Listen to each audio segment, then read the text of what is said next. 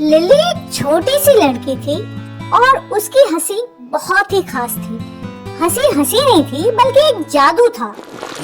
जब भी वो हंसती तो उसकी हंसी एक बुलबुले के रूप में खिड़की से बाहर निकल जाती और हवा में तैरते हुए डगमगाते हुए ऐसे इंसान की तलाश करती जिसके साथ वो अपनी खुशियां बांट सके।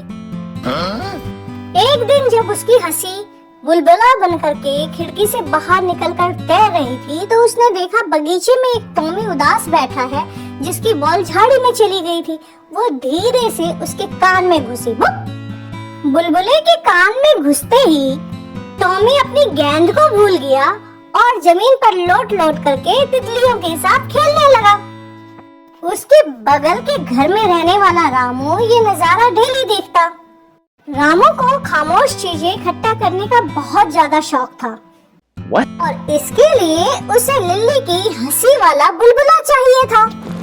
एक रोज जब लिली की हंसी बुलबुला बन करके रामू के बगीचे में घूम रही थी तो रामू को ये मौका मिला। उसने जल्दी से खिड़की के बाहर अपना एक बड़ा सा जाल घुमाया, बट फिर चूक गया।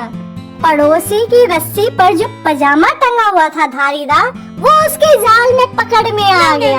बुलबुला वहाँ से चला गया तो रामू भी अपने दरवाजे से बाहर उसी बुलबुले के पीछे भागा।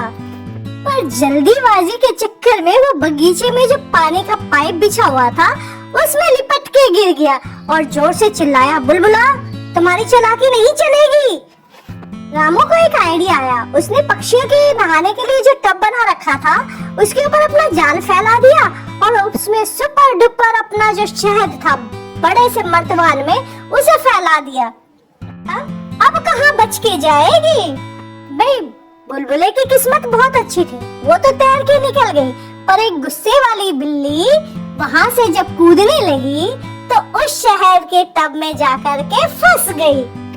रामू ने इस बिल्ली को भी नजरअंदाज कर दिया क्योंकि उसे तो बुलबुला पकड़ना था। वो बुलबुले के पीछे भागता रहा और बुलबुला चौक पे चला गया शहर के। वो बुलबुला धीरे धीरे नीचे उतरने लगा एक बोने की नुकीली टोपी पर। तो रामू ने जैसे ही देखा वो बहुत जोर से चिल्लाया, पकड़ा, और चिल्ला करके कूद पड़ा और बेचारा फव्वारे में जा गिरा, छपक।